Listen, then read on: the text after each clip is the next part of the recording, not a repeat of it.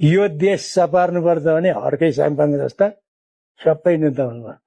माननीय हर्क साम्पाङ, देश बनाउँछु, जनताहरूलाई सुख दिन्छु, यो देशमै जनताहरूलाई रोजगार दिलाउँछु, आफ्नै देशमा गरी खाने वातावरण बनाउँछु बात त सही है भन्दा दुनियाँभरको गाली खानुपर्छ।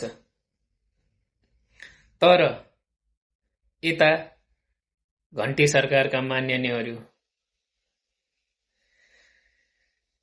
कहिले संसद बैठकमा उपस्थित पनि हुन्छ, कहिले हुँदैनन् पनि, कतै भुँडी बिकाउनेतिर व्यस्त छन्, अरे कहना क्या चाहते हो, कतै लुट्नतिर व्यस्त छन्, कतै जलाउनेतिर व्यस्त छन्, त्यही पनि वाह छ।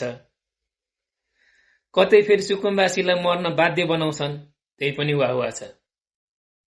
के कलियुग आएको होला।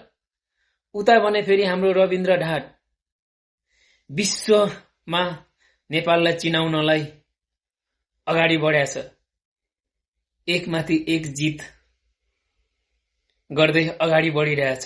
उहाँलाई धेरै धेरै शुभकामना पनि छ। अहिले विश्वले नेपाललाई चिनिरहेछ, तर हाम्रो घन्टेका सांसद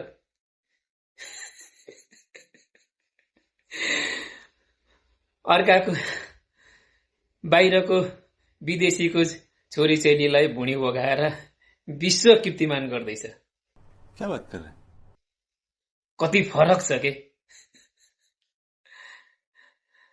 घन्टे र घन्टेका झोलेहरू अनि ताली बजाउँदै बस्छन्। हैन के राम्रो गर्नेलाई सपोर्ट गर, राम्रो भन, नराम्रोलाई औँला उठाउनु पर्छ, विरोध गर्नुपर्छ, नराम्रो काम गरिस् भन्नुपर्छ, अनि ऊ सही बाटोमा लाग्छ के। केही छैन, जसले राम्रो गरिरहेछ त्यसको पछि लागेछ, गाली क्रोज गरेछ, नाना थरी भिडियो बनाएर ट्रोल गरेछ है। ओहो, अनि आफ्नो पार्टीको माननीयहरूले चाहिँ जे गल्ती गरे पनि जे गरे पनि वाह वाह भनेछ। देश बन्छ यसरी। हुन त वाह वाह गर्ने नै पर्यो नि। अब अहिलेको सरकारले सरकारमा आउनको लागि तलब भत्ता नै दिएर गाली गर्न वाह वाह गर्नलाई मान्छे राखेर रहेछ। अनि त्यति पनि नगरी त फेरि तलब भत्ता पस्नु पनि पर्यो नि त। खाएको त त्यसै पच्दैन, पचेन भने फेरि ग्यास्ट्रिक हुन्छ, सुगर हुन्छ, अनेक रोग लाग्छ। त्यही भएर पनि हर्क साम्पाङलाई गाली गरेकै। अनि उहाँको समर्थकहरूले भिडियो बनाउँदा केही गर्दा त्यो भिडियोमा आएर फेक आइडी बनाएर नाना थरी गाली गरेछ है। केही बाँकी राखे हुँदैन। मानवता भन्ने शब्द चाहिँ घन्टे पार्टीमा रहेनछ के। मान्छे बन के यार, मान्छे बन। कहिले बन्छौ मान्छे? तिम्रा सभापतिले भन्दै थिए म मान्छे बन्न चाहन्छु। ऊ त बने कि बनेन थाहा भएन, त तिमीहरू त भन, तिमीहरू त जनावर भन्दा पनि आगर भइसक्यो यार। यो तरिकाले चाहिँ हुँदैन के अरूलाई गाली ग्लोज गर्न।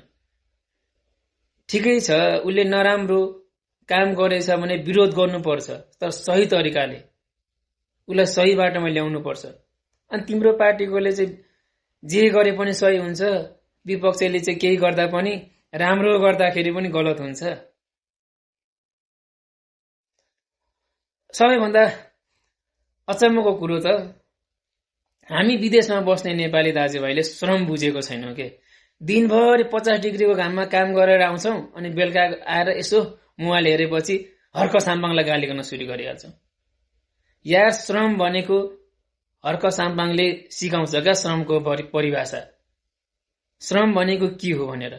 श्रम भनेको हामीले विदेशमा गरिरहेछौँ त्यो हाम्रो लागि हो, र हामीले हप्तामा 1 दिन गर्नुपर्छ श्रमदान देशको लागि भनेर भनिरहेछ। जहाँ जे जसो भए पनि त्यो श्रम भनेको श्रम हो क्या। श्रमको महत्व नबुझ्नेले नाना थरी गाली क्लोज गरिरहेछ। खास गरी विदेशमै बस्नेले बढी गाली गर्छ, भिडियो बनाउँछ। भिडियो बनाउनु राम्रो हो, गलत काम गरेछ भने नेतालाई सचेत गराउनु राम्रो हो, तर आफ्नोलाई पनि हो के, जो सत्ता पक्षमा छ उसले चाहिँ गलत गरिरहेछ, वाह वाह वाह भन्छ। कालो गाईलाई यो सेतो हो भन्यो भनेदेखि अहिलेको बालेन शाहले हो यो त सेतै हो भनेर ताली बजाउनेहरू एक दिन दुरु दुरु रुनु पर्नेछ। यो कुरा याद गर। बेलैमा खबरदारी गर्नुपर्छ। हामीले सेतोलाई सेतै भन्नुपर्छ, कालोलाई कालै भन्न सिक्नुपर्छ, अनि मात्र बन्छ के देश। टेक्नोलोजीको कुरा गरेछ, अनि टेक्नोलोजी युज गर्नको लागि नेपालमा पैसा पनि हुनु पर्यो नि त।